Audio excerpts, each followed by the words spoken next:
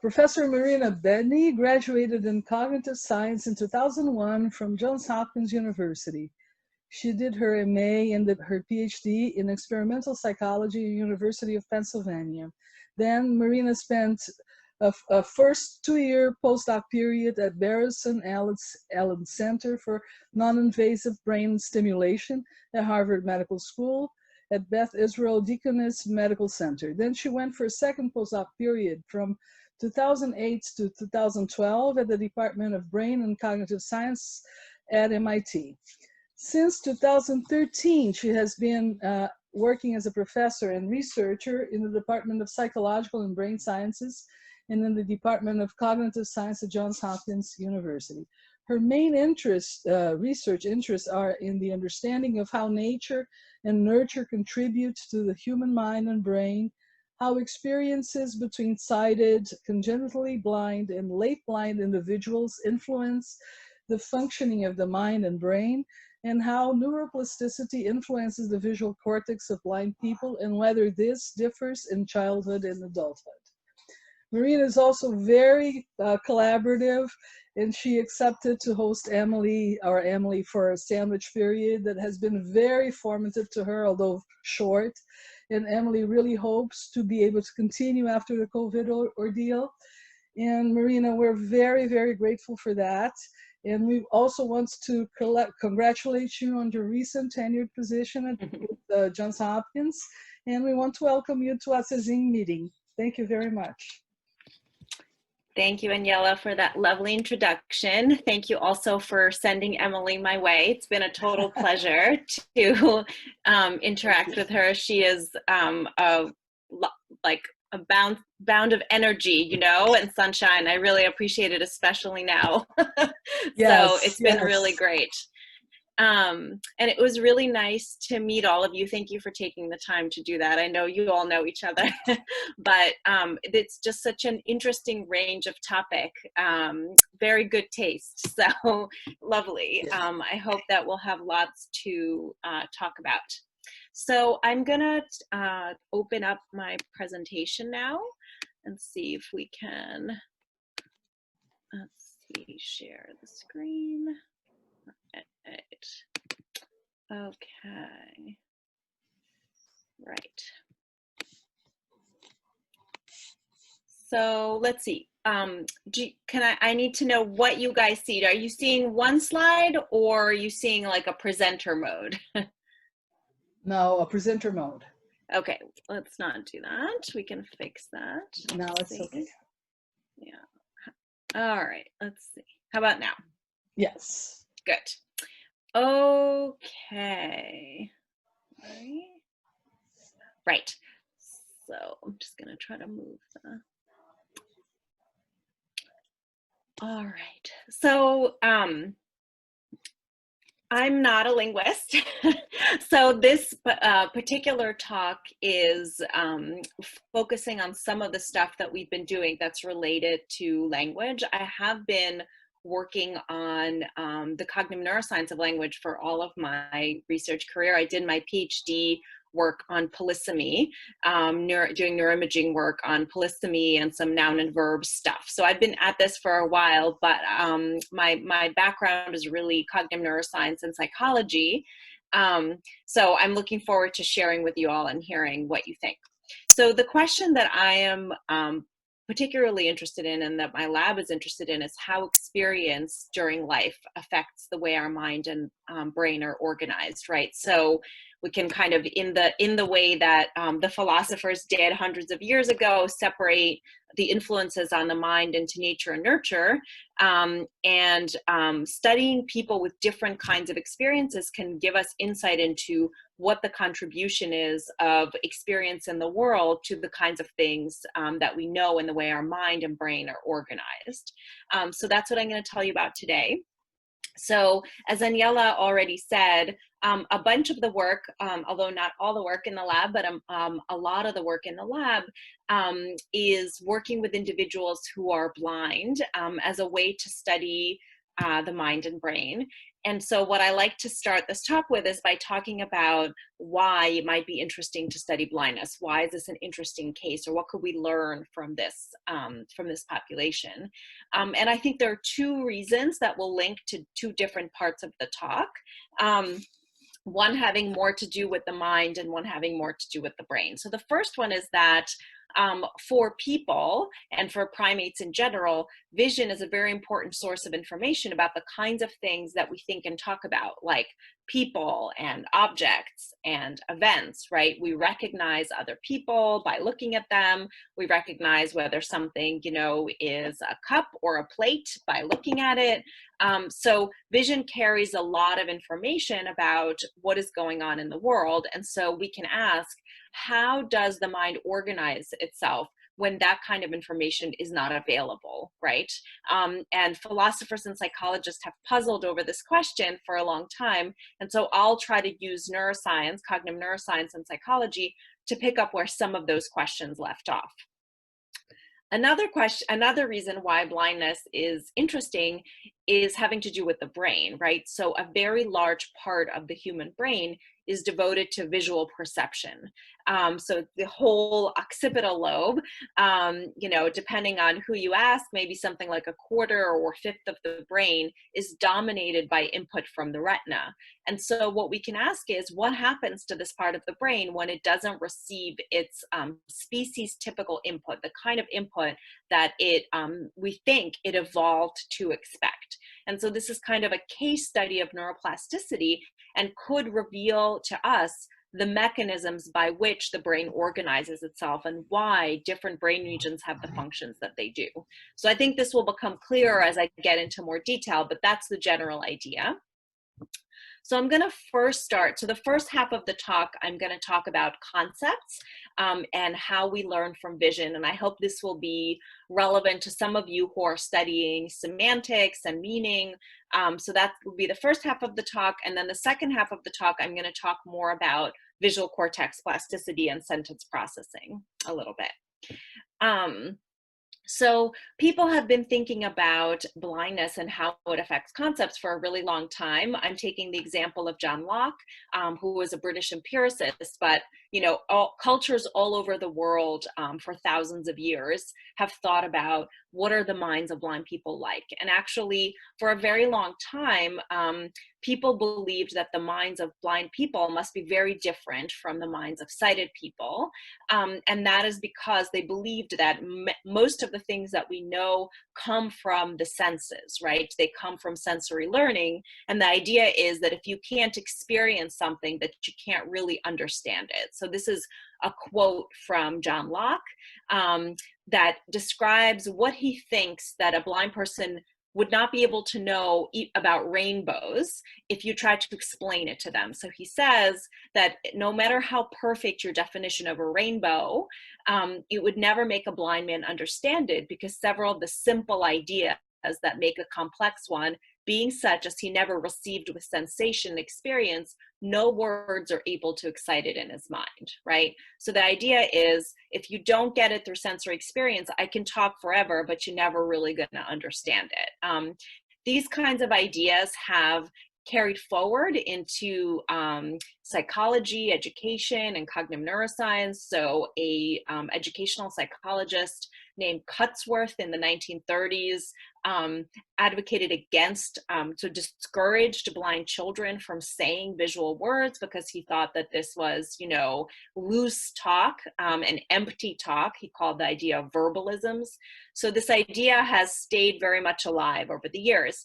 And so what we have been doing is trying to look more deeply, using the methods of cognitive neuroscience and psychology, at what are the concepts of visual events, like visual ideas, in people who are born blind. So things like colors, visual verbs, what are those ideas like? Are they really empty? Are they different? So first, I'm going to tell you a little bit about the participants that we've been working with. So most of the research that I'm going to tell you about is work with congenitally blind adults. So these are people who are born blind due to some problem with their eyes or optic nerve, so not due to brain damage. So since we're studying behavior and brain function, we are going to focus on people who have no brain damage. They just have a problem with their retina or optic nerve. And these are people who have never seen shape, color, or motion. Some of them have a little bit of light perception. Some of them have no light perception at all. Their blindness is due to a variety of causes like retinopathy of prematurity, Leber's congenital amaurosis, anophthalmia, all sorts of conditions that affect the retina or optic nerve. These are people who have been self-reported and screened for neurological and cognitive disabilities, so they don't have any. They also have completed a Braille standardized test called the Woodcock-Johnson, where we test basic things like reading, mathematical abilities, vocabulary, and compare people to the group. And if they test very different from the other blind participants that we've tested, then the person doesn't end up in our studies, right? So these people have been screened. At the very end of the talk, I'll say a little bit about data from people who become blind as adults, which is a very different kind of population. So people who lost their vision in adulthood, as a comparison for asking the question of whether there are any critical periods of development. So whether early experience has different effects from late experience. And all of the blind participants are compared to control subjects who are matched in age and education to the blind participants. And the control participants are always blindfolded during the study. So the idea is that we're looking at the history of being blind and how it affects current processing, right? Not having vision at the moment, because neither the sighted nor the blind people are having vision right now. Okay, any questions before I get on? Okay, if you have any questions at any point, please feel free to interrupt. I can't quite see like raised hands, so maybe, you know, Aniela or somebody can, if there's a question, you could just tell people to. I have a question, Marina. Yes, please, yeah. Good. Because I read with Gracie. I have meetings every week with Gracie, and we read the Mayberry paper about that, and the chapter, or no, a paper. A paper. Mm-hmm. And she used three groups to think about a critical period in acquisition, and she found that later acquisition actives to occipital for language. And I think about I don't know if you want, what do you think about it? But the occipital lobe can be used for high function in all people that has some loss, because like effort or like use for to try to subtraction the damage maybe. Yeah, I mean, we should talk about that. I mean, you should look at the data at the end of the talk, and we can bring back this question. I mean, I think the evidence we have suggests that that's not quite the case, but depending on exactly the study, why you get activation will depend, right? Because so for example, if I'm a signing speaker and I use vision to recognize sign, so there's lots of different but I don't, it would be interesting to talk about that study. To do two tests, a grammatical test, phonemic test, and they have overlap in the occipital areas with phonetic activity. That would be interesting. I'd love to learn more about it. I mean, I've often wondered. There are interesting questions about how plasticity and deafness and blindness might be related and different. There's a lot of interesting questions. But I think about the occipital and even in the regards to occipital, I don't think there's going to be like one general explanation, because no one part of the brain is just going to do everything, right? There's lots of evidence that there's lots of specialization, but there could be interesting connections, and we can think about like what might it do in this population, what might it, and why. And actually, I think that's a good, so come back to it. Okay. Yeah? Okay. Okay, so the first study I'm going to tell you about is a behavioral experiment I did when I was a postdoc. And so this was an experiment looking at the meanings of visual verbs.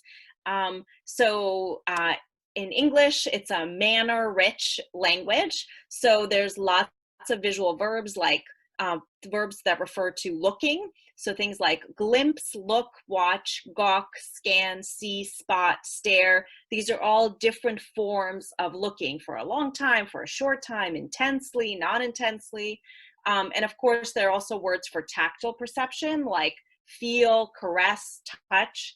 And then amodal verbs like admire, like, note, perceive.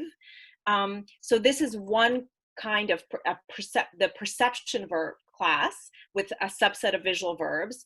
And then another interesting class of visual verbs is emission verbs, right? So light emission verbs like flicker, gleam, glisten, glow, sparkle, right? So these are different events, different verbs referring to light events. And we can look at control verbs that are sound verbs like beep, boom, gurgle, clang, hiss, sizzle, and squeak.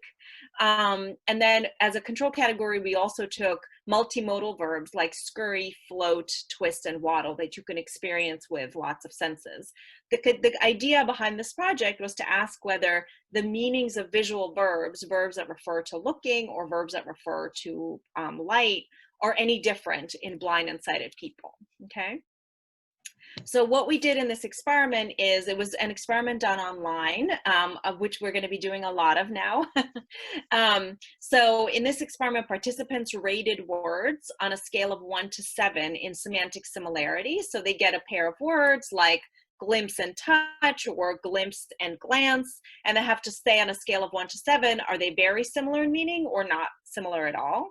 And then a group of sighted people did this, control sighted people, actually 2 groups of sighted subjects, which I'll show you later, and a group of blind people. There were many pairs of words, something like, 2,500 pairs of words, and participants would log online, they would do some of the study, and then they would log out, then they would log in again, and they would, yeah. So this took a long, 8 hours overall and a couple of weeks for someone to finish. But then you get this really nice data set. And I'm showing you to the right here what's called a semantic similarity matrix, right? So this matrix, every square is the relationship of a pair of words, right? And when the square is very red, that means that the words are highly related for that person. And when they're yellow, it means that they're not related. And you can look at these matrices and analyze them to have kind of an idea of what the structure of a person's similarity space is like. So using these kinds of data, we looked at a variety of things, and I'm gonna, because I like to cover too much information when I talk, I'm gonna go like super fast through everything. So hopefully you'll get the gist of it. So we did a few things. So first I want you to look at the correlation plot. So now I'm showing you just the perception verbs. So for the perception verbs, I'm showing you the correlation between the blind participants on the x-axis and the sighted participants on the y-axis. And in addition to that, we correlated the data for 2 groups of sighted participants.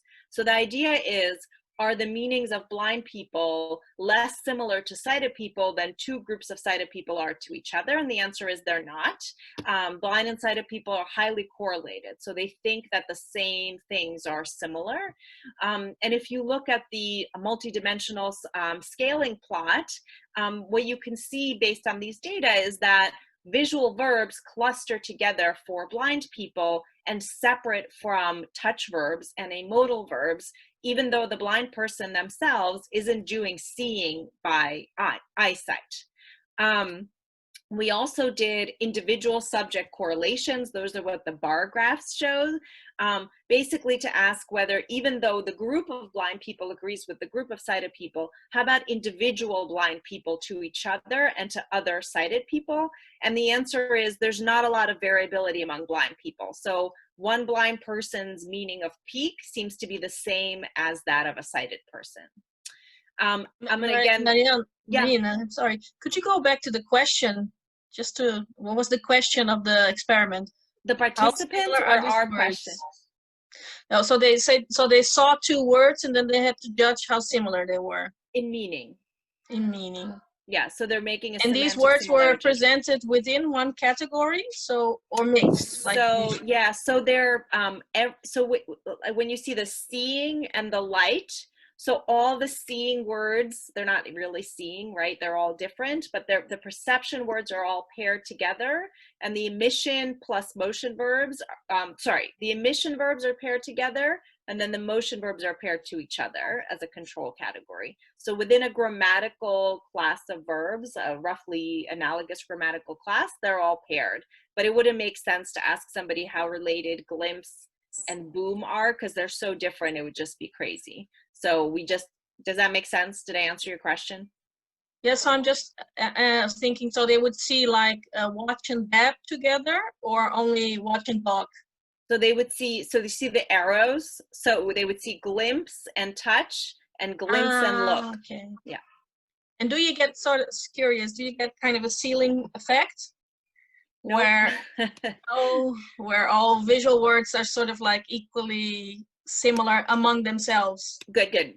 No, we don't. So I'll show you in the emission verbs, it'll be more clear. Okay. So for the light emission verbs, you get generally the same pattern as for the visual verbs, in that blind and sighted people really agree with each other, and on the individual basis, on the group basis. But what you can see in the multidimensional scaling plot is that among visual verbs, there's also a lot of structure, right? So linguists, of course, have said that visual verbs are represented, light emission verbs, according to intensity and periodicity. Here I say stability, instability, right?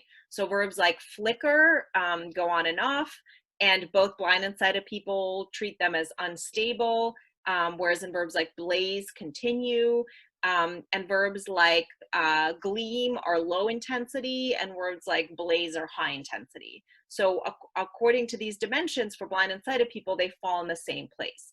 Now, I should say that plot, the correlation plot, both here and in this graph, it's within visual verbs. So this is all, even though we collected all the data that I was just telling you about, the correlations are just within visual verbs. So that says that they're not collapsed, right? Yeah. Good question, though. Yeah. Okay. Any more questions? All right, so one question that you might wonder about based on these kinds of experiments is whether, even though the behavior of blind and sighted people, at least when people are talking, or at least measured in this way, is similar, you might wonder whether people still have different representations of these meanings, right? So one way of saying this is that blind people are talking the talk. So they say the same things, but do they have the same representations? There's no magic way to answer this question, but you can use neuroimaging to ask whether blind and sighted people are activating the same brain regions in similar ways when they do these kinds of tasks. So this is an experiment that Julia Ellie, who was a graduate student in the lab, did, where she presented people with this kind of task where they're rating pairs of words on semantic similarity. For blind and sighted subjects, she had 4 kinds of verbs and 4 kinds of nouns. And so one of the categories you can see is light emission verbs, but there's other ones like sound, hand action, and mouth action verbs. And this is an fMRI contrast showing responses to verbs in red. So these are regions that are more active for verbs than nouns in blind and sighted people, and responses to nouns in blue. These are regions that are responding more to nouns than verbs in the blind and sighted subjects. And you can see that there's a lot of similarity in terms of which neural networks are being activated for verbs and nouns for the 2 groups. And she also did multi-voxel pattern analysis, where she looks at patterns of activity in this middle temporal gyrus region, for example, which is involved in representing nouns. And in the blind and in the sighted subjects, you can distinguish between responses to different kinds of semantic categories of verbs within this area, more so than nouns. And in the noun areas, you can distinguish more among the nouns than the verbs. So it suggests that these brain regions are differentially involved in these different categories across the populations. You can also look at the signal, the amount of response for the different subcategories of verbs. So the light verbs are shown in red, and you can see that the blind participants are activating this left middle temporal gyrus region more for verbs than for nouns, and that includes the light verbs, right? So it's not like the light verbs are activating some other part of the brain for this population. A similar neural system seems to be involved in processing these verbs across the groups. Okay, I'm gonna skip this part because we're gonna run out of time. So one idea is, so these kinds of data and other data suggest that maybe blind individuals are learning something about so-called visual ideas, like ideas about light and vision. How does this happen? How do blind individuals learn from language? And one idea that the philosophers had, the empiricist philosophers had, was that blind people kind of go around memorizing the things that sighted people say. So a blind person, therefore, might learn that a marigold, this flower, is yellow because they hear a sighted person say that all the time. It just wouldn't mean anything to them, but they kind of memorize these associations. And so I think this experiment that I'm going to tell you about next says something about actually how blind people learn about vision from language. And it turns out to work a little bit different than the philosophers thought that it did. So this was a study that was done by a student, Judy Kim, in my lab, who just defended her PhD in collaboration with Julia Ellie. And so she asked, what do blind people know about the appearance of animals? So animals are this interesting category. They have a characteristic appearance, and many of us have ideas and intuitions about what they look like, about their shape, texture, color, size, and height. But of course, if you're a blind person, in principle, you could get the shape of a hippopotamus and the size, but it's a little bit difficult, right? They're not very friendly animals. You're not going to go around touching hippopotamuses. So the question was, what do blind individuals know about what common animals look like? And this paper asked about a lot of dimensions, and for now, I'm just going to tell you about shape, texture, and color. Okay, so in one of the tasks that we did in this experiment, Judy asked blind and sighted people to sort cards, Braille cards for blind people, and written words, printed words for sighted people into piles. So they would get cards with animal names on them, and they had to sort them to one dimension at a time. So in one part of the study that she would say, okay, here's a bunch of animals, please sort them according to their shape into piles, okay? And then she would take a picture of that and count how many times, you know, bat went with beaver versus with zebra, okay? And then you could do that for texture. Now sort them according to texture. Now sort them according to color, okay? And so she did that with blind and sighted people. And then what she can do, that's what I'm showing you on the right, is that she can count how many times did blind participants versus sighted people across participants put two animals in the same group versus when they put them in different groups, right? And you can use this kind of information to give the similarity matrices, like similar to what I was giving you before, but they come from different kinds of data. And so now I have the shape similarity matrix, the texture similarity matrix, and the color. And again, red means that they were rated or put together as similar for most of the participants, and blue means that they were different, right? And so you can see, even by just looking at the matrices, at the bottom I'm showing you correlations between sighted people, sighted to sighted, blind to blind in blue, and blind to sighted in purple. So you can see that for shape and texture, blind and sighted people have a lot of common knowledge, right? They're not in perfect agreement with each other, but there's a lot in common. You can see that by just looking at the matrix, and you can see that by looking at the correlation plots, because blind people share a lot of information amongst each other and amongst blind and sighted people. For color, that's not the case. So for color, actually, there's a lot of disagreement between blind and sighted people, and blind people actually don't agree very much amongst themselves. And you can see that in the matrix. The color matrix for the sighted looks quite different from the one for the blind subjects. So you could ask why this is the case. So one idea, the one Locke had and the one I actually originally thought maybe was true, is that colors are harder to label. So after all, these are animals, not cucumbers and tomatoes and lemons. So they don't have very primary colors. They're brown and tan. So maybe they're harder to talk about.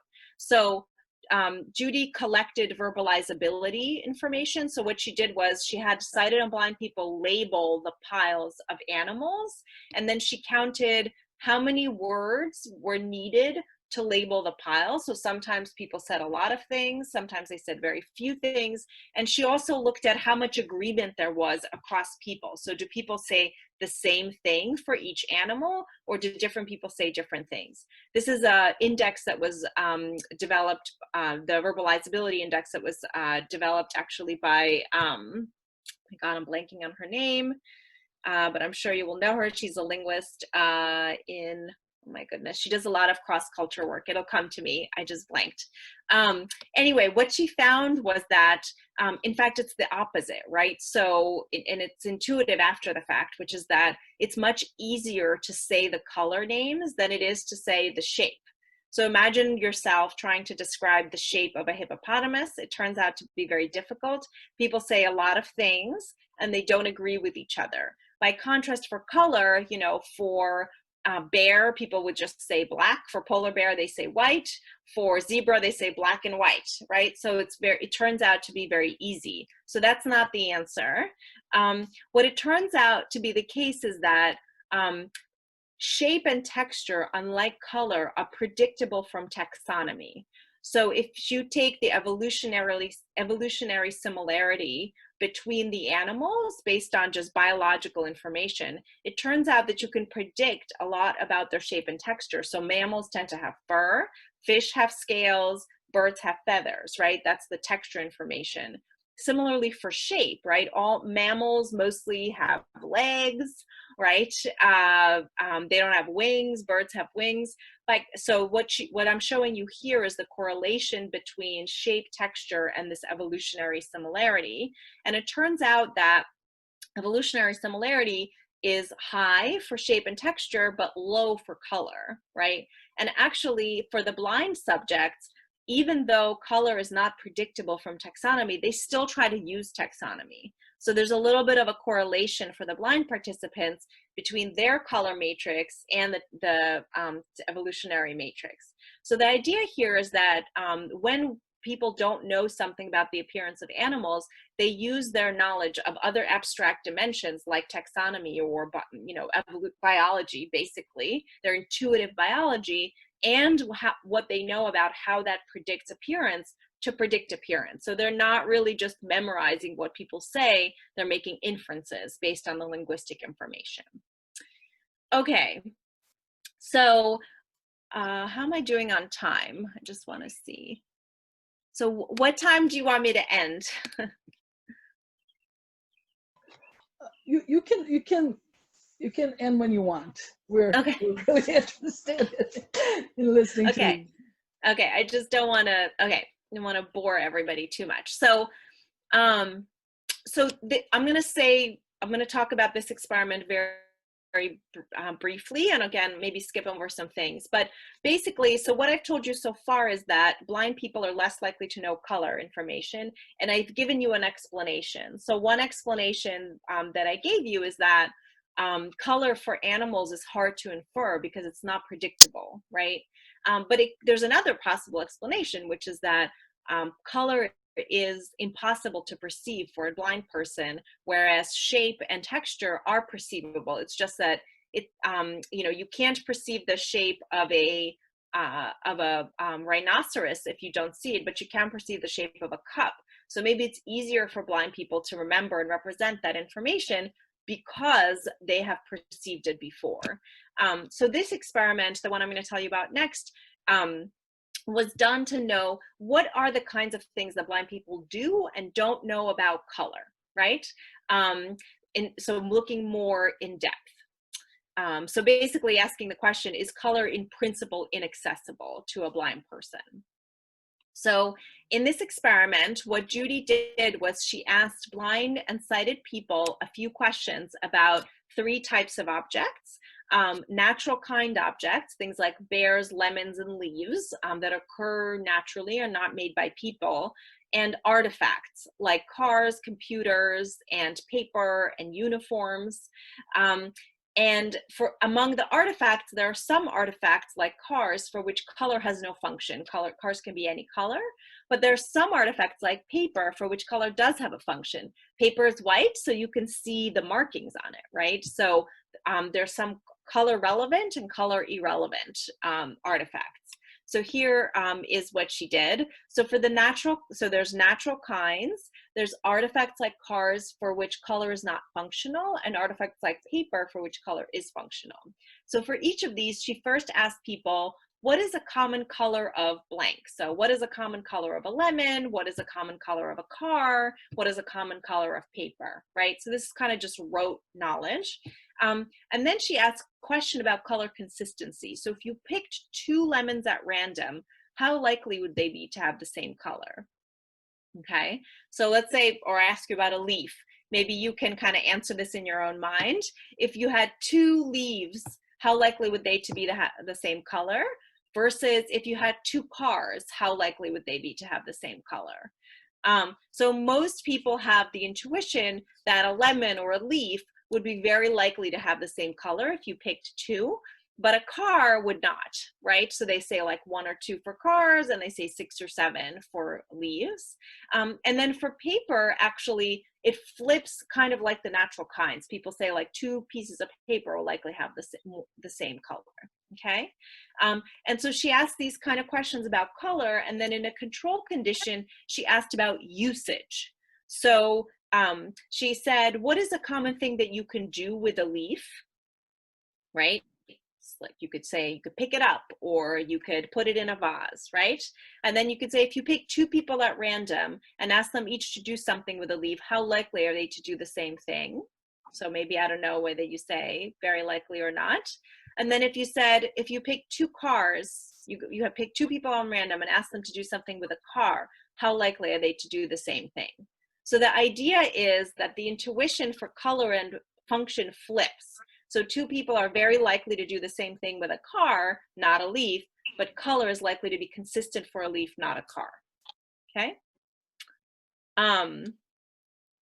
Okay, so now we have 2 tests of knowledge of color. One test, you could say, is a rote memory test. So what is a common color of lemon? It's just a rote piece of information that you know.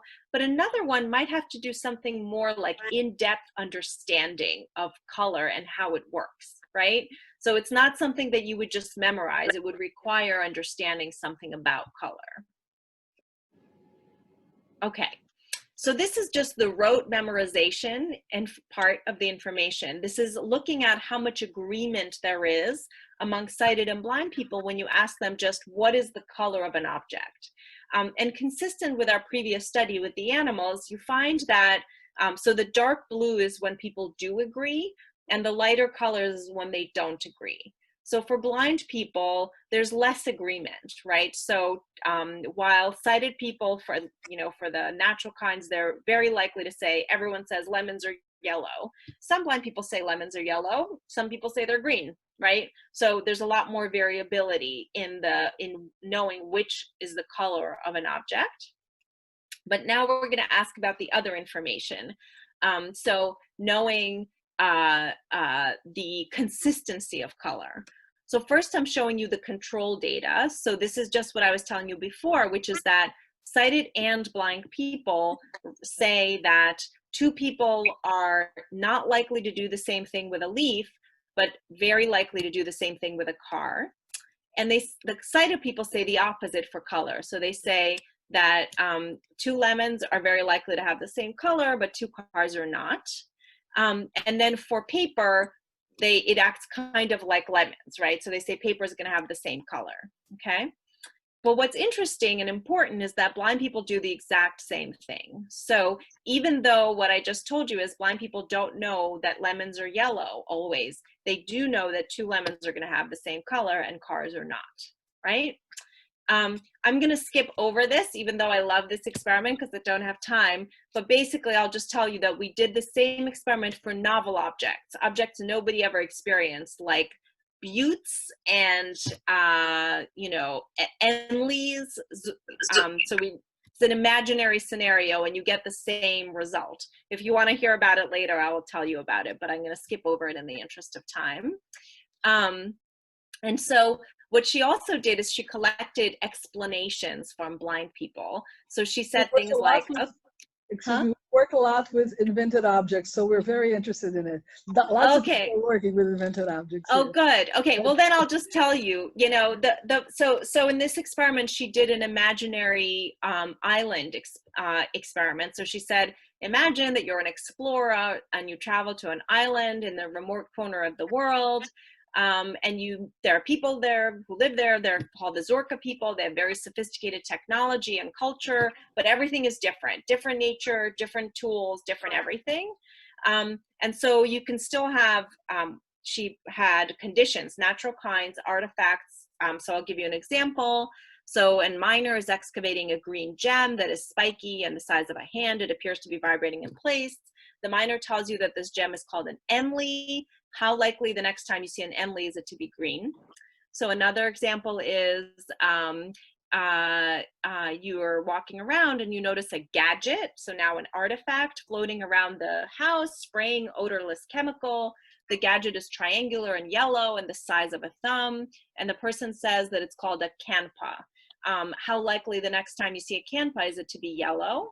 And then the next one is, you know, there's a coin called a butte, and the butte is red. How likely the next time you see a butte is it to be red, right? So the reason this experiment is important and interesting is because you could still wonder that even though blind people have imperfect knowledge of what the color of the object is, maybe it's enough to guess how consistent the color is. So in this case, nobody can use that information. And what you find is exactly the same thing. So sighted and blind people say that natural kinds have consistent colors, artifacts have inconsistent colors, but artifacts with functional colors do have consistent colors. So the idea here is that both blind and sighted people have some intuitive theories of how objects get their colors, and they use these theories to make inferences about the consistency of the color. Cool. So the other thing that she did is she collected explanations, which she also analyzed, where she said, okay, whatever color you said, so for a polar bear, some blind participants said they're white. Why? You know, because to blend in with their Arctic environment. Another blind participant said, actually some percentage of blind participants said polar bears are black. And it's because of the climate, and dark colors absorb sunlight and heat more effectively. It turns out that polar bears have black skin under their fur for this very reason, which I didn't know until I did this experiment. Some blind participants said, you know, that carrots are green because they have chlorophyll, and when they ripen, there are chloroplasts, so they store chlorophyll and cause it to have a green color, right? So very sophisticated, accurate explanations that just don't always lead to the correct color, right? Or the color that's normatively agreed upon. And so she did various analyses with the explanation data that suggests that blind and sighted people have similar understanding of how color works, even though they don't always know the individual colors of particular objects. So the idea here is that language is not a memorization tool. You don't go around memorizing the random words that people say, right? Blind people, like sighted people, but maybe to an even greater extent, rely on language to construct sophisticated intuitive theories of things they cannot observe, like vision, and then they use these theories to make inferences about how the world works. So that's the idea, and we can talk more about it if you want, because we're going to keep doing this work. I'm very excited about it. But now I'm going to switch gears. So before I do, I'm going to move on to the visual cortex plasticity work. Are there any questions about what I've said so far?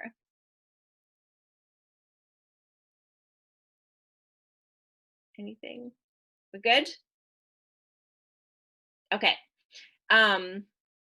Great. So far I've told you that blind and sighted people have a lot of common knowledge. So things that you might think a blind person might not know about vision, turns out that they do know.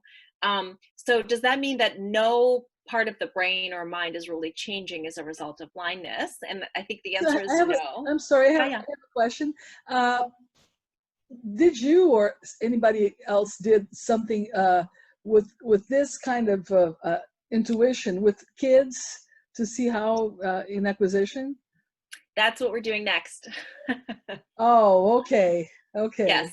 So Because we I have think not it's very done it yet. important to know what kind of questions they ask to get this, right? That obviously they have, right? That's what I would like to do next. That's like my number one agenda. So there was the best work to date that has been done is by Lando Gleitman, by Lando and Gleitman. If I don't, I'm sure you know the yes, yes. Barbara Landau's book, who's a professor in a nearby department, and so we have started doing some collaborative work. But definitely all of these experiments, the next thing that I would like to do is to do it with blind kids. Because the question is, when does this knowledge come online? Yeah. And how, right? What kind what kind of questions do they ask, right? Is it completely implicit or is there more explicit? Yeah, I think that's an interesting question. So I think that's an interesting question. My guess is that it's implicit, but of course it's an empirical question. Why? Because a lot of the things that are being learned are not really things that you would talk about explicitly. So for the biological things, they might be, like you might learn about chlorophyll, right? But for the artifacts, people said things like, wedding dresses are white because of the patriarchy, or, like cars are have a color because of someone's identity and preference. An Apple computer is a particular color because of the brand, and they're trying to brand themselves in that color. So these kinds of ideas are things that we do talk about, but they're not really, there's not the type of thing you would learn in school, right? Or that someone would really think to tell you. By contrast, I guess that people try to teach blind kids particular colors. So they try to tell them that tomatoes are red and lemons are yellow. I would be very interested to know if people try to teach them or if they ask this because they have this feeling that it's something that might be important, you see, and they... Yeah, it's interesting. I mean, I only know anecdotal things. When I was a postdoc, I did one study with blind kids, a neuroimaging study, and in the context of the study, it wasn't on color, it was on visual cortex plasticity, but there was a girl who came to the lab who was totally blind from birth, said that I said, what color is my chair? I said, it's blue. She said, I'm not sitting in it. I only want a red chair because I'm a girl and girls only sit in red chairs, right? So she knew what color she was supposed to like, even though she had never seen it. And I think there's a lot of variability also across. Some kids are very interested and some kids just don't care. But it's the really good research direction, I think. Okay. Marie and Juliana has question. Oh, great. I'm just curious because in a sense you already showed that adults have sighted adults have the same kind of theory. They use the theory as well, although they perhaps don't depend on it. But I was curious if there are experiments on whether these kind of intuitive theory or this inferences about color, so basically a top-down influence, right, on perception of color, how much they influence perception of color in a general sense, like in sighted people also. Yeah, I mean, so my hypothesis is that these theories are present in children and adults, and there actually is some evidence in sighted children that there's one study that we found after we designed the experiment that I just told you about in the blind adults by Frank Kyle in sighted kids who are, maybe 4 and 5 years old. That's a different paradigm. So they're not asking explicit consistency judgments, but suggest that they have intuitions about the difference between artifacts and natural kinds and the way that colors are consistent.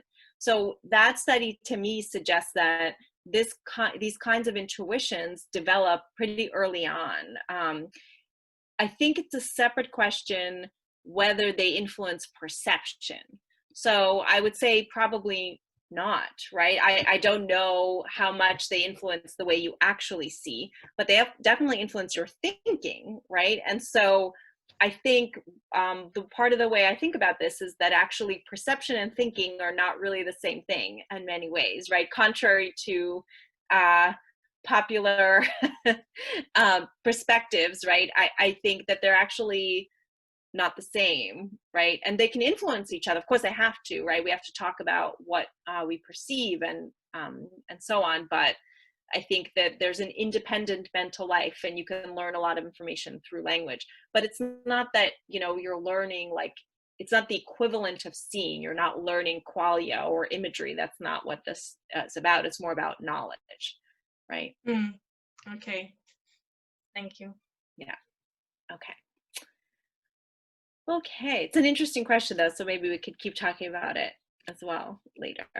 Okay, so now I'm going to shift gears and talk a little bit about plasticity, right? So one of the things that I was telling you about is one of the interesting things about blindness is that you can study what happens to the visual system of people born blind as a case study of how much a brain area can change its function. And for a long time, you know, so the first thing you might think is the visual cortex is going to atrophy, right? This is what people thought about 30 years ago. They thought that if somebody was blind, this part of their brain, kind of like in a stroke, would just atrophy. And in fact, you know, I've met some parents who had children who were blind like 30 years ago, and their doctor would tell them, like, yes, that part of the brain is just going to go away, right? So we've known for a long time that that's not true, partly from neuroimaging research. But the kind of common idea is that this part of the brain in a blind person would do something related to what it does in a sighted person, right? The idea is that this brain region has some kind of intrinsic function related to its cytoarchitecture. And so it's going to do something related in a blind person, but maybe in a different modality. So for example, a part of the brain in the visual cortex that's involved in localizing visual information might now start localizing auditory information, or a part of the brain that's involved in discriminating patterns by sight, fine-grained patterns, might become important for discriminating tactile patterns, like when you're reading Braille, okay? But a different idea, and one that I think is related to a lot of things that people have been talking about recently, is related to brain connectivity, right? So if we look at what parts of the brain are connected to what other parts of the brain, you don't necessarily make the same prediction. So one idea that's become very important recently is that brain regions have their functions not because they have evolved to do some particular thing intrinsically, but because of the information that they receive from other brain areas. And in fact, the visual system, like other sensory systems in humans, is connected mostly not to other sensory areas. It's mostly connected to higher cognitive top-down systems, because the human brain is made up mostly of space and number and time and language, not of like hearing to vision to touch, right? Because and so based on these connectivity data, you might expect something very different. So what I'm going to tell you today is that the visual system of people born blind is actually recruited for higher cognitive functions, not for related sensory functions, including language and numerical cognition. And we've looked at other things as well, which I won't have time to tell you about. But the idea is that because the visual system is connected to these top-down networks that usually modulate activity in the visual cortex, it gets carved up and recruited for something very, very different from what it does in people who are sighted, namely higher cognition. So first, I'm going to tell you what I think is kind of a cute experiment using naturalistic stimuli. So one thing people have been doing with fMRI in the past, 15 years or so is instead of designing experiments as we do usually in the lab, you put a participant in the MRI scanner and then you play to them a movie, or in this case, in our experiment, the auditory track of a movie. And so a movie has a lot of things going on. There's movement and action and words and all sorts of, grammar, everything, right? All put together. So you can't really perfectly control it or analyze it, but what you can do is correlate brain activity across people. So this is a technique that Uri Hassan at Princeton was the one to kind of pioneer. So what I'm showing you on the x-axis is correlation of brain activity in one voxel of the brain across different people, subject 1 through 5, right? And the idea is intuitively simple, right? Imagine this movie, this Harry Potter movie, where Hermione is about to curse Malfoy, and these 3 children are watching the movie, and they're all simultaneously frightened, right? Or excited, or whatever. So similarly, your brain is going to be synchronized. It's having the same reaction across people at the same time. So this technique is relying on that to look at which brain regions are synchronized. Okay, so let me tell you more. Whoops. So the important and interesting thing about this technique is that different brain regions synchronize for different kinds of stimuli. So if you take a simple stimulus like backward speech, so this is no meaning, but a lot of fluctuation of frequency and volume, what you find is that in sighted people, what synchronizes is the auditory cortex and nothing else, right? So that's that in the bottom row here, you see the small patch of yellow is just the auditory cortex. So across different people, the auditory cortex is co-fluctuating in time, even when the stimulus is meaningless. But if you present people with auditory movies, now again, these are blindfolded people, they don't see anything, but they have language and action and meaning and all sorts of prediction is happening, then you start to get synchrony across people in language and semantic regions, right? So in lateral temporal areas, in prefrontal areas, in precuneus regions on the medial surface, right? So what I'm going to ask is, what about the visual cortex of people born blind? Does it synchronize even for low-level auditory stimuli, or does it only synchronize for backward speech? Or does it only synchronize for complex, semantic, meaningful stimuli? So these are the data for the blind subjects. So what you can see is that if you give blind people backward speech, which is auditorily rich but no meaning, only the auditory cortex synchronizes. If you give blind people these auditory movies, what you find is not only synchronization in lateral temporal and prefrontal areas, but also synchronization in very large parts of the visual cortex. So this tells you 2 things. The visual cortex is synchronizing for these complex stimuli, but not for simple ones, but also that it's doing analogous things across people, because the same brain region in the visual cortex across 2 blind subjects is correlating in time, right? So in the next experiment, I'm going to try to break it down, right, into what are the specific cognitive functions that are being assumed by the visual cortex, and I'll tell you a little bit about language. Then I'm going to tell you about maybe connectivity, and some things I'll skip, and then I'll tell you a little bit about critical periods. Okay. So first, let's talk a little bit about language and sentence processing. So, I told you about this naturalistic experiment. The problem with these kinds of experiments, the great part is you get everything. The problem is you get everything, right? So if you really want to know what a part of the brain is doing, you need to design a careful experiment. And in this study, Connor Lane from my laboratory presented sighted and blind people with sentences, with plus move sentences and minus move sentences. So sentences like, the actress that the creator of the gritty HBO crime series admires often improves her lines, grammatically complex, and then simpler sentences like the creator of the gritty HBO crime series admires that the actress often improves her lines. And people had to answer comprehension questions about these. And then in a control condition, participants heard lists of non-words like tis, nasles, radi, venerable, galad, uk, slis, right? And they had to do a memory task with the lists of non-words. So this is fMRI data from a group of sighted and blind people where you compare what responds more to sentences than to non-words. And in everybody, in blind and sighted people, you get responses in Broca's area, in Wernicke's area, and other parts of the lateral temporal cortex. But in blind people, you get activation also in the visual cortex, circled in white.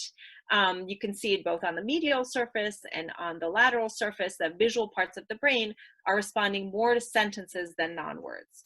And what's perhaps even more interesting is that this visual part of the brain in blind people is sensitive to the grammatical complexity of the sentences. So it responds more to the plus move than the minus move sentences. And kind of related to the question that Emily started with before, you don't see this in the sighted subject. So these are blindfolded sighted people in the scanner. They're not activating this part of the brain for sentences, and they don't show a difference between grammatically complex and grammatically simpler sentences, okay? I'm going to skip this. That's laterality just because we don't have time. So another interesting thing that you find is that across blind subjects, different blind people, the better that the blind subjects did at answering the comprehension questions about the hard sentences, the larger the response to these hard sentences in the visual cortex. So that's that correlation there. So this difference between plus move and minus move sentences is on the y-axis, and then how well people did at answering the comprehension question is on the x-axis. So this suggests that maybe this part of the brain is doing something for behavior, although we can't know for sure. We did another study recently to ask whether this had any behavioral benefit. I think you guys maybe read this. I know Emily has read it. And we've talked about it. So in this experiment, we asked whether blind subjects were any better than sighted subjects at understanding grammatically complex sentences or any sentences at all. And so there were plus move sentences, minus move sentences, garden path sentences, and non-garden path sentences. And again, participants answered these comprehension questions like before that refer to the structure of the sentence. So you had to figure out who did what to whom, not just what word was in the sentence to answer the question. And these are the behavioral data. So what we found was that blind people are on average better than sighted people in answering comprehension questions for all sentences. Easy, hard, all sentences. There's a bigger effect for the garden path sentences. So you can see just quantitatively the accuracy, these were very hard garden path sentences, so the sighted people are really bad. They tend to say the wrong thing, but blind subjects are pretty good at answering the comprehension sentence questions.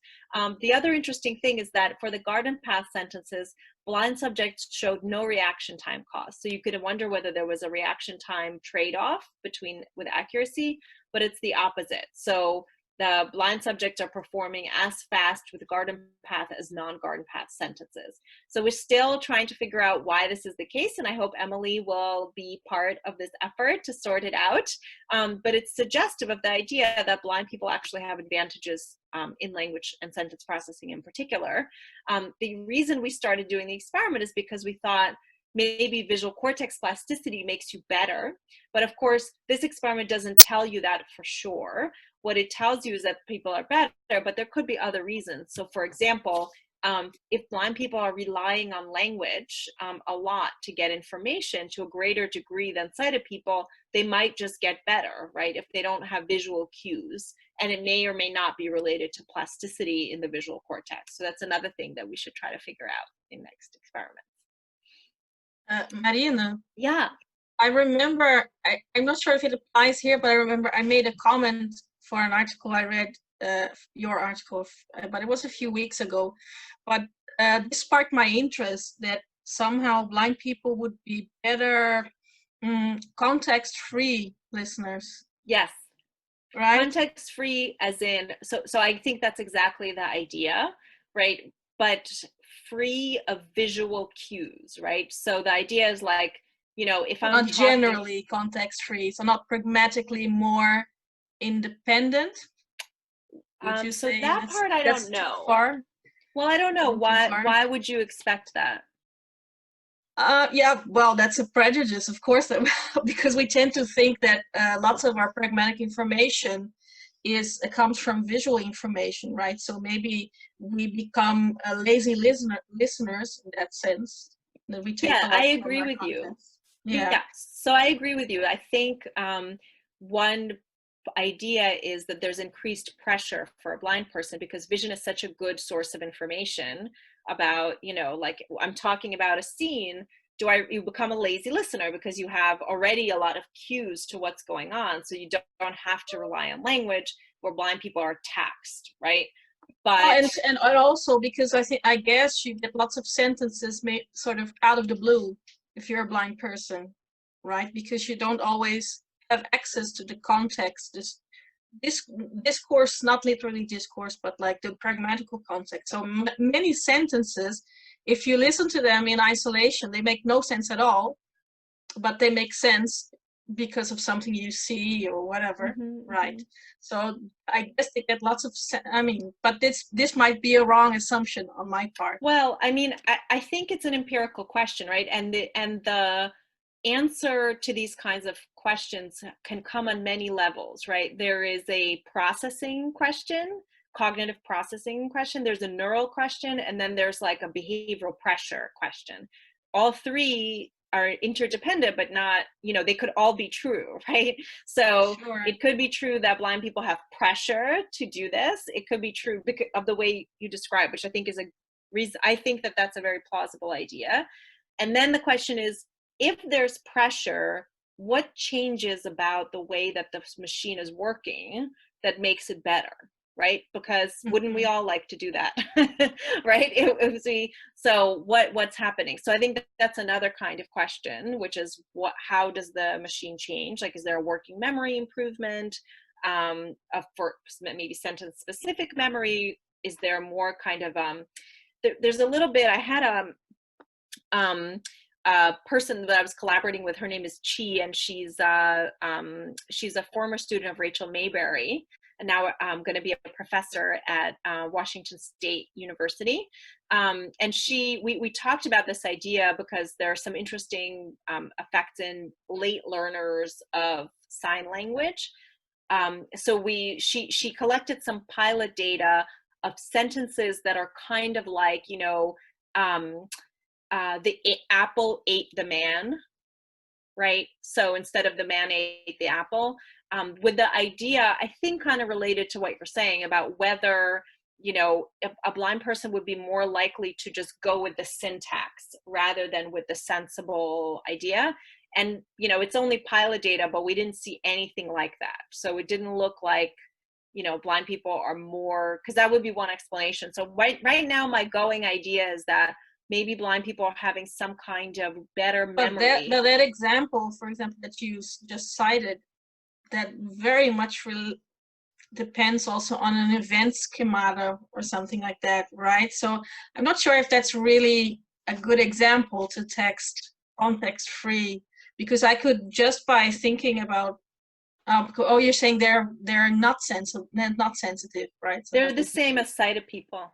They're just not different, you know. Yeah. So even for hard sentences or easy sentences, we thought maybe they would go more with the grammatical information, but they don't. Yeah, but in that case, there is sort of like a strong schemata that says people eat things and inanimate things don't eat things, right? So this also goes back to semantic knowledge. So I'm not sure how to best test. So very interesting question. Yeah, so that's what I think Emily should do next, right? I think that's what I'm hoping that she's going to figure out, which is what is the mechanism of the change, right? Is it, Thank you. Okay, so here I'm going to just briefly say, I'm getting close to the end, so that these effects are particular to adult onset blindness. So these are the same data as I showed you before from two visual areas, V1, which is primary visual cortex, shown on the right, and then on the left is a secondary visual area in the lateral occipital cortex.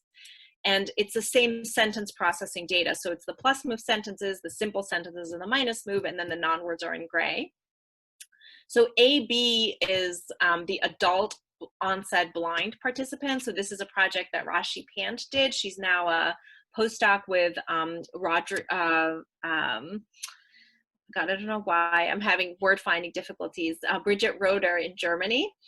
So she did this project when she was the lab manager in my lab, and she recruited a group of people who became blind 18 years or later, okay?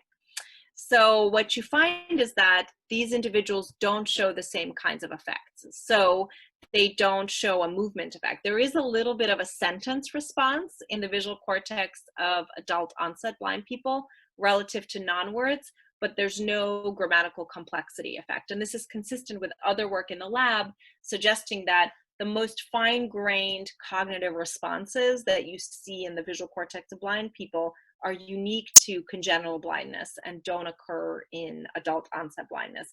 I think this is also related to the question that Emily was asking before, which is, you know, how general is this phenomenon? Well, it seems to be specific to being born blind, or at least being blind during childhood. Okay. Right, so, okay, I'm gonna skip, we do some work on Braille. I'm gonna skip that, and I will just, I actually don't even know what time it is. Let's see, what are we doing? Yeah, I'm gonna just tell you that language is not the only thing that ends up in the visual system of blind people. So it's not like it's just language. Language is a major phenomenon. So in this study, another student, now postdoc, so she was a student in my lab, graduate student in my lab, and now she's a postdoc. So she studied number. Her PhD work was on mathematical and numerical cognition. And she did an Fmri experiment where she presented blind and sighted people with equations and sentences. So things like 7 minus 2 equals x and 9 minus 5 equals x. And people had to say, are these two, is x the same across the two equations? And here the answer is no, they're different. And then you get two sentences, and you can say, do the sentences mean the same thing? So one is in passive voice and one is in active voice. And now you have to pay attention to, again, who did what to whom, is that the same? So now I'm going to show you responses more to equations than to sentences, which is the opposite of what we were looking at before. And what you find is that in blind people, you have, in both sighted and blind people, you have responses in parietal cortex, which responds to mathematical tasks in general in previous studies, and numerical tasks. But in blind people, this activity extends way back into the visual cortex. And the most relevant graph, of course, is the blind greater than sighted, which activates a part of the visual system. And importantly, in the visual cortex, for blind people, there's a response to the difficulty of the math equation. So if you make the numbers bigger, and you move the x to the wrong side, you make the equation harder. In blind people, but not in sighted people, activity goes up. So the dark red bar shows the response to the hardest equations and the yellow to the easiest. So in the visual cortex, you get responses to equation difficulty, but only in the blind subjects. And so the summary of those data is that you have different regions in the visual cortex. Some of them are responding to language, and they care about the difficulty of sentences, but not equations. And some of them respond to equations, and they care about the difficulty of equations and not sentences, which is also, of course, what you see in the rest of the brain. So in temporal lobe, you get also responses to sentences and non-equations, and then in parietal cortex, you get responses to sentences and non-equations. So what's going on here? I think what's happening is that this is all related to connectivity patterns. So I'm just going to take one example here, but there's more data of the same kind. So here we're using resting state functional connectivity. So now you put blind and sighted people in the scanner, and they're just lying there doing no task. And we can look at the degree of correlation among brain regions within a person. And we know that these correlations are influenced by both anatomical connections, but also experience and the history of how much the areas work together as opposed to work separately. So what I'm going to show you now is one visual area in blind subjects that actually is involved in executive function tasks and not language. So it actually responds when people have to withhold a button press, only in blind subjects and not in sighted people. And so I'm going to show you how the resting state patterns of this area change according to its new plastic function. So what you find in sighted people is that this visual area has strong correlations with primary auditory cortex in dark blue and somatosensory cortex in light blue. So it's related to other sensory areas and not so much to the frontal lobe in these sighted subjects, consistent with the idea that you have to synchronize what you hear and what you touch and what you hold with your vision if you're a sighted person. But in blind people, you get the flip pattern. So correlations with auditory and somatosensory cortex go down, but correlations with these higher cognitive networks in frontal cortex go up. And importantly for this region, which is not involved in language, but involved in executive control, it's more correlated with prefrontal executive areas than with prefrontal language areas. And the flip is true for the language areas, okay?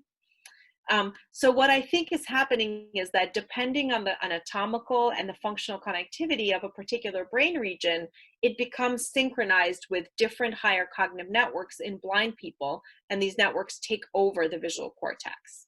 So just to sum up, so what we think based on these kinds of data is that when a person is born, their cortex is very flexible. It's a very powerful learning machine, and it can learn a lot of different functions depending on what information it receives. So we call this pluripotency, right, early in life.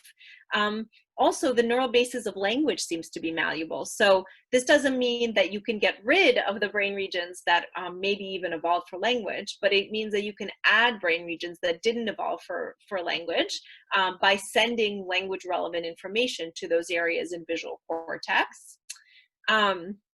And so kind of overall, it seems like the human brain gets the best of both worlds. It seems to be prepared. So it has brain regions that have particular specializations, but it's also a very powerful learning machine, which makes it extremely flexible. And from the perspective of language, one of the cool things I think is that the brain is, we all often think about the idea that the brain is built for language, which I think is very, may well be true, but also the brain is changed by language. So language experience for blind people, as an example, gives a lot of information, and also you can see, so blind people know about vision, but also their brain changes as a result of that linguistic information, including recruiting visual areas for language processing. So that's it. So I just want to end by thanking the participants who took part in this research. So there's lots of blind people who come to the lab, and donate their time and spend a lot of time in the scanner trying to do this research, and we're very grateful to the blind community for their support. Also, of course, my lab who did all this work, that's a picture of them there, and you've seen some of the people throughout, and collaborators and funders, and thanks guys for listening. So that's it. Marina, that was wonderful, wonderful. Like, we're all very excited with this complete explanation, lots of information that you gave us, that you shared with us.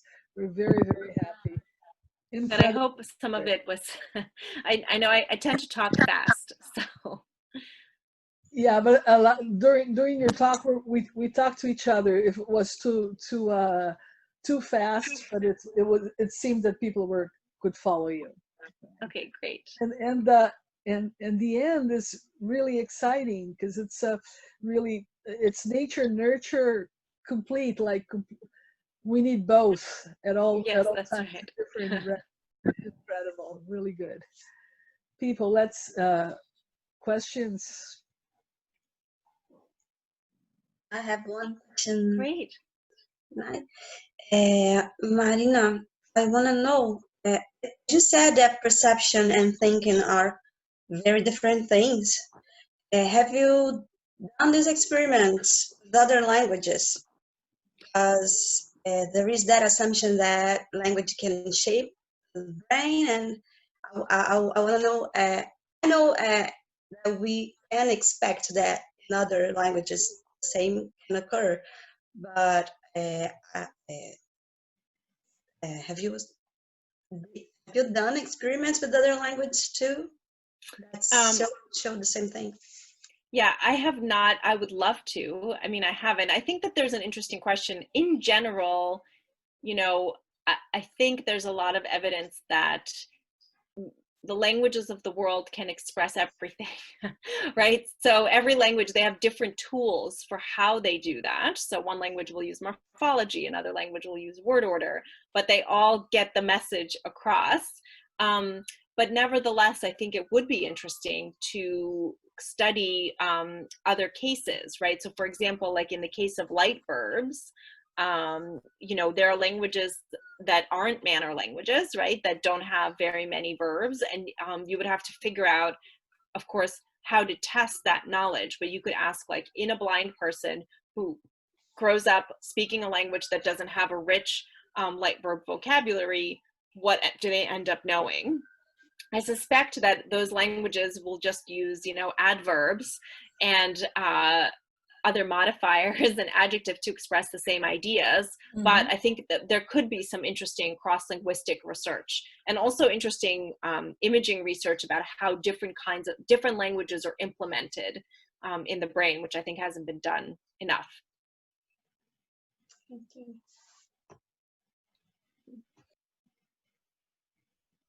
More questions, people?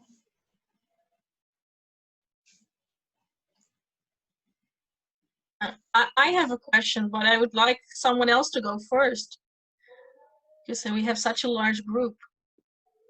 No one. Okay, then I'll ask my question. Because I was also thinking about, because the thing you ended with was that language is a very important input, especially when it comes to plasticity, right? So I thought about deaf people also. So I was wondering if you could say a little bit about that. And also, I had this question when you talked about plasticity in the visual cortex. I've read a little, I haven't read a lot about literature for deaf people, but I do remember that they always talk about some part of the temporal lobe, I think the superior one, which is responsive to, and they always say, they call it like something like biological vision or something, whatever that is. And I was like, so is that an adaptation, or is that something we all have? And how is that related to plasticity? Like, is that an example also of a sort of superior processing rerouting? Lots of questions. Yeah. These are really great questions. So first of all, I guess I would say I think that work is very important and related, and I would love to do some of that stuff. I wouldn't do it alone because I'm not a sign language speaker, and so I need like someone who would be able to do that with me, which is why I haven't done it yet. But there is a lot of connected, interesting work, and it connects on a lot of different levels. So one connection, of course, is the cross-modal plasticity one, which is, I think, what you're talking about in the last part of your question. So you could ask whether the same things you see in visual cortex occur in parallel in auditory cortex in deaf individuals. And there's a little bit of work on that. But there are various reasons why the blindness research is a little bit further ahead, I think, partly because the brain area that's involved is larger, it's easier to study, it's kind of further from other things in the brain, so it's easier to distinguish. But there is evidence, of course, that auditory cortices and secondary auditory cortices get recruited for non-auditory tasks in deafness. There's still a lot of debate about what those tasks are. So it's not entirely clear, but I would wonder whether some of them are also higher cognitive, right? There is you're right, in the deafness field, there's like, there's the primary auditory areas, but then also nearby are areas that are heavily auditory, but not unimodally auditory, even in hearing people, right?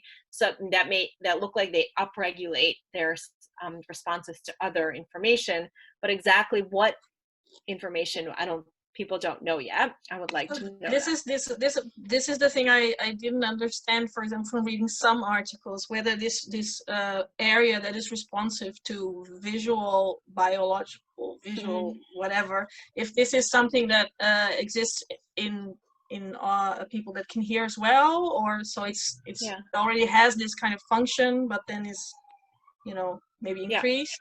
Is that so? Yeah, I mean, it's kind of complicated because, so first of all, I don't know if you're talking about the right SDS, which is involved in biological motion perception. Probably, So yeah, like the movement of bodies, right? Like jointed movement. And there's more work now showing that it's like, you know, it responds to eye gaze and facial movement, but also body movement. And there's different parts of that part of the brain. So there's some parts that are heavily visual already, but there are other parts that are not. So there's a study by Cognition that I think looked at a subset of the SDS that responds to voices in hearing people, but looks like it responds to faces in people who are deaf. Now, as I said, there's actually face responsive areas in this general vicinity, even in hearing people, but it does look like for that particular subset of the brain, it might get recruited for related functions, but to a different modality. But it's kind of a I think it will depend on the individual brain area. It's kind of complicated. But the other part yeah. No, go on. The other thing you asked about, which is also interesting, is language deprivation, right? So some deaf people speak sign language and there's no, right? It's just they speak sign language, and there's lots of evidence that the same networks that are involved in spoken language are analogously involved in sign language, with the modulo thing that Emily was saying about, you know, maybe there's some like recruitment of visual cortex for phonological processing, which I think would be very cool if that turns out to be right. You know, Rachel Mayberry does all this beautiful work on deprivation of language, and I think that would be a really interesting analogy to study. It's a very different kind of phenomenon, right? But I have wondered and wanted to look at what happens to language regions when they're deprived of their typical input. Also, like, you know, blind people get all this information from language.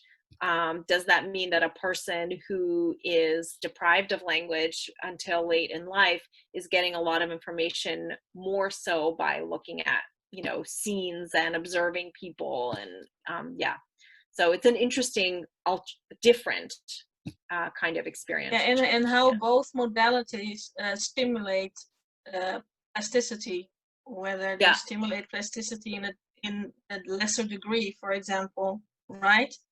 Yeah. Because it seems like as long as you get language, plasticity is free to occur. Yeah. And maybe that's not the case with just visual input. Maybe. Yeah. I mean, what Rachel Mayberry, what she has shown recently is that people who are deprived of language first language until late in life. So these are deaf people who, for some reason, don't get access to sign language. The parts of their brain that are usually involved in language, like Broca's and Wernicke and all that, are changed, right? So they're functionally, at least when you do fMRI, and even maybe more interestingly, their behavior is very different, right? Like they once you get deprived during that critical period, your ability to acquire language is really, really affected. So yeah. We have a question here from Carol. Carol, you can ask your question.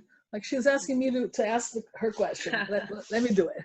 So she wants to know, in Connor Lane article, he says something about reduction of laterality, and language becomes bilateral in blind, and it involves the occipital cortex, right? So she wants to know if there's any critical period for the participation of the visual area in language acquisition for blind people. That's a great question. So yes, so it looks like from the adult onset blind data, so I'll just bring that again just so that you can look at it, because I went through it so fast. So let's see.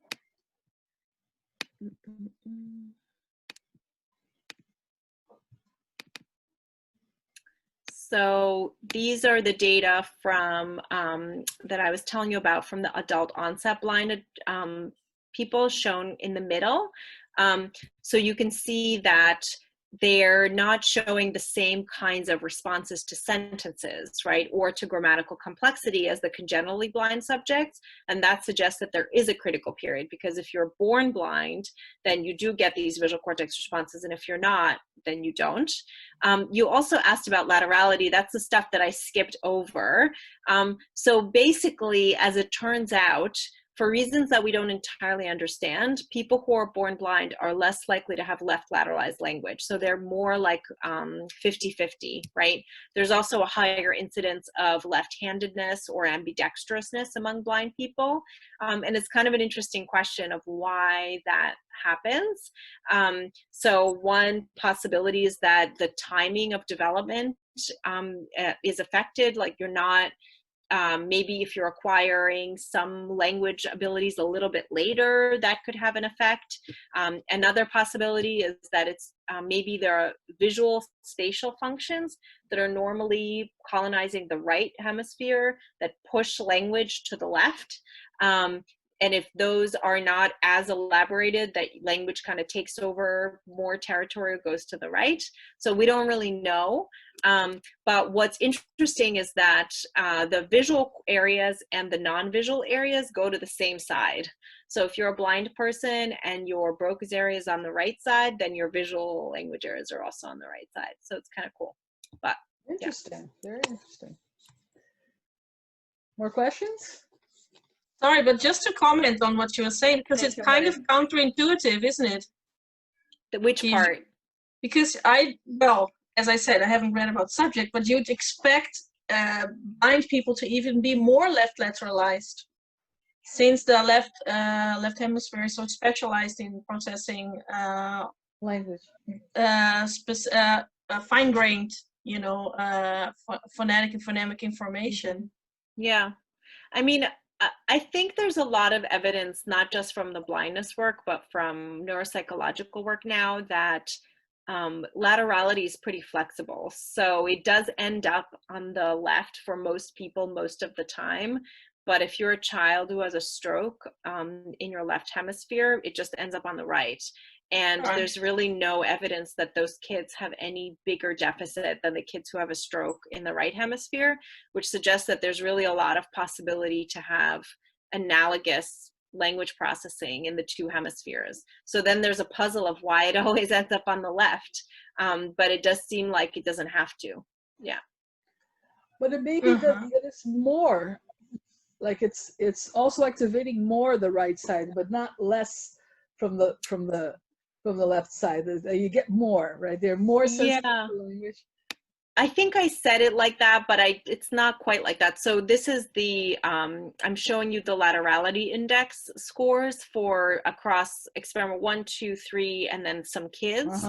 And let's see, the blind participants are on the bottom row and the sighted participants are at the top. And you can see this is not about more. This is the relative amount of activity, one hemisphere versus another. And you could just see that the blind subjects just have more right lateralized or bilateral people than the sighted people. So, you know, it could have been the other way, but it does seem like it's partly a proportion change. Yeah.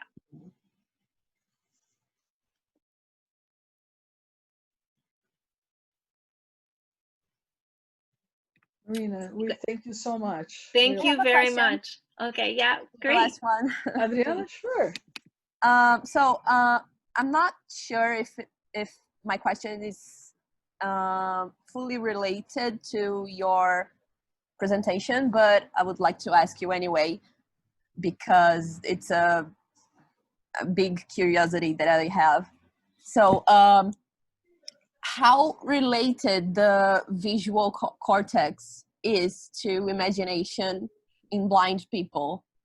Because when you were talking and I was thinking about me, if I was doing those tests, I would probably imagine all those motions and situations that were presented to me.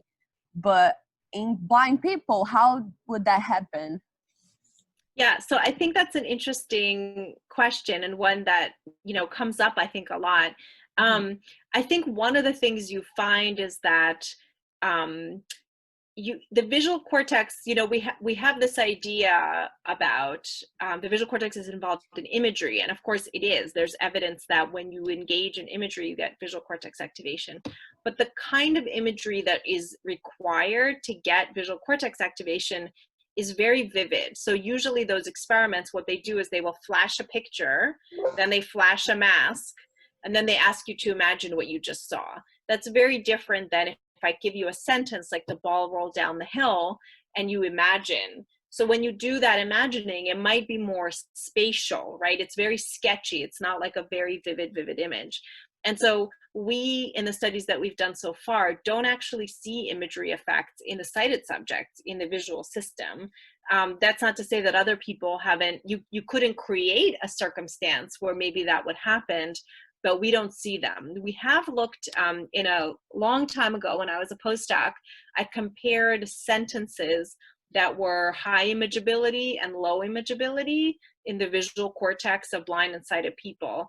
And we didn't see any evidence in the blind subjects that there's any difference, right? So it doesn't matter whether the sentence is Mary likes democracy or the, you know, the ball rolled down the hill and went to the left and it was yellow. It just doesn't matter. So I think in the blind subjects, the visual cortices seem to be doing something not related to the, you know, imagery. It seems more related to things like grammatical processing and what other things we don't know. But in sighted people, another question that I think is really interesting to think about that I don't have a lot of answers to, but it would be really fun to consider is, why are there these connections between the visual system and the language system to begin with? What role do they normally play in sighted people? So there has to be some kind of communication. And I think that's an interesting puzzle that I don't really have an answer to. Yeah. Thank you. Thank you very much. This was super fun. It was great, Marina. We thank you so much. It was nice great. meeting you. It was really lovely. It was lovely. Awesome dynamic group, really great questions. So I hope I get to talk with all of you at some other time too. Thank you very much. Thank you. Bye-bye. Bye. Bye. Bye. Bye-bye. Bye. Thank you. Bye. Bye. Thank you, Marina. Bye. It was very nice. Thank you.